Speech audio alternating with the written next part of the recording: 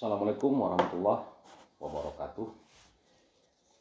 Sahabat, kita lanjutkan kajian kita tentang membangun personality. Kita beralih ke ayat 21 di surat Yusuf. Di sini ada derivasi lafaz anas. Walakin aktsaron nas la ya'lamun. Di akhir ayatnya seperti itu.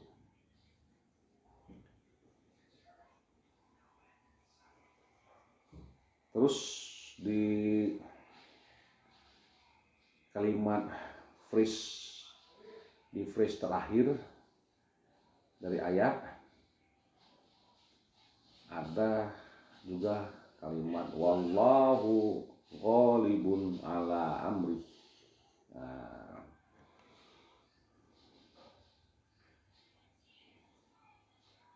ini ayatnya boleh dibaca saja ya, kan secara garis besarnya.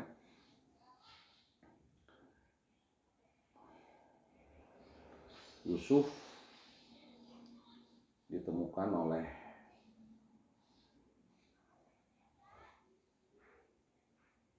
seorang musafir di dalam sumur karena dibuang oleh saudaranya, sehingga dibelilah oleh pemuka Mesir ya, yang akhirnya diangkat sebagai anak. Nah,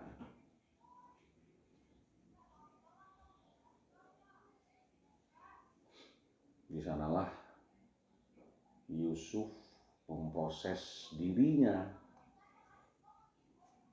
memproses kedewasaannya untuk menjadi penyandang risalah. Memang harus ada wadahnya.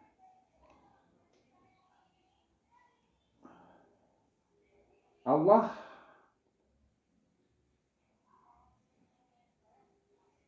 ghalib ala amrih. Nah, amrihnya ini yang mungkin kita perlu ekstrapolasi ya.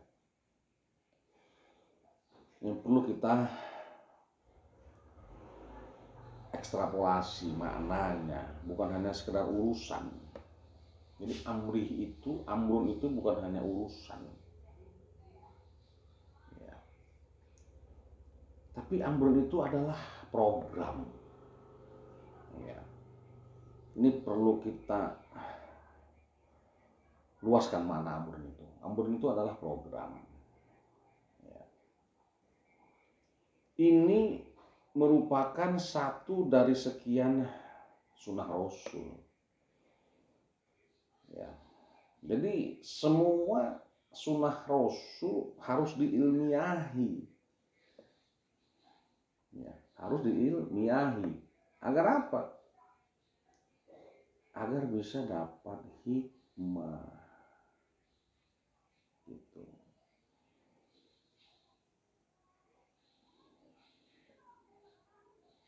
Kalau Al-Quran dikatakan sebagai hudalinnas, petunjuk buat manusia, berarti bisa mengakuisisi hidayah dari autobiografi para rasul yang ada di Quran ya. Dari autobiografi rasul kita harus bisa mendapatkan hidayah di sana, petunjuk di sana. Jadi Qasas itu bukan hanya sekedar cerita ya, tidak ada cerita atau dongeng ya. Quran itu bukanlah dongeng ya. Quran itu bukan dongeng, Quran itu hudan ya. Tapi kebanyakannya kita lebih suka mengakuisisi cerita Rasul ini, mendengarkan cerita Rasul ini dari buku-buku dongeng. Nah, di situ anehnya kita ini. Ya. Kita ini dalam mengimani kerasulan banyak yang menjadi korban buku-buku dongeng yang ceritanya tidak inline dengan Quran. Gitu. Kalau masalah ilmu, semua orang tahu. Tapi bisa jadi hudan enggak. Gitu. Buku dongeng itu nggak bisa jadi hudan. Malah membuat dolan. Jadi kalau Allah menceritakan Qasas, itu artinya dia itu sedang melakukan proses penghidayahan kepada kita. Gitu. Bukan sedang mendongeng. Ya. Tapi kita manusia memang sangat suka dengan dongeng sih ya. Enak emang dongeng itu.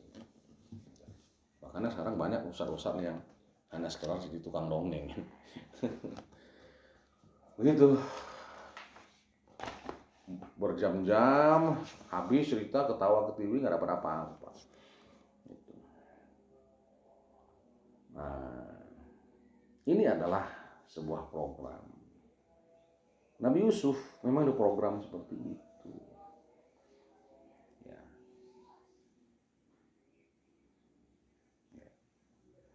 Ada istilah, mungkin Allah punya rencana lain. Nggak ada. Allah nggak punya rencana lain. Allah cuma punya rencana satu, apa? Membuat kita itu menjadi makhluk yang dewasa, titik. Gitu. Jadi ini proses pendewasaan. Semua perjalanan risalah, ya, ada yang ekstrim, itu wajar-wajar saja, itu proses pendewasaan. Ya, mungkin dalam hidup kita juga kita banyak melewati kisah-kisah yang ekstrim, kisah-kisah yang gak enak. Itu proses pendewasaan semuanya. Bukan karena Allah ada rencana lain, enggak. Agar kita tuh dewasa, udah. Bagaimanapun peristiwanya, ya, itu bagian dari programnya Allah. Nah, jadi itu harus kita tangkap secara ilmiah. Kita akuisisi ilmunya, jadikan petunjuk. Kedewasaan seseorang diukur dari kemampuannya membaca sesuatu. Ya. Orang yang dewasa, dia akan mampu menjadikan peristiwa itu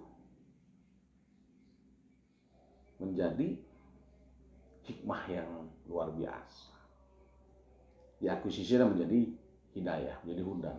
Nah,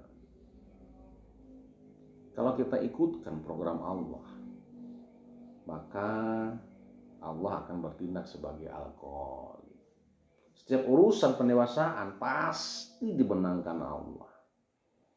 Nah, jadi sunnah Rasul atau Qasas Rasul itu merupakan pendewasaan. Tetap hikmah dulu, baru ilmu. Orang tidak harus mengalami seperti itu, tapi harus mampu mengambil hikmahnya. Proses pendewasaan adalah merupakan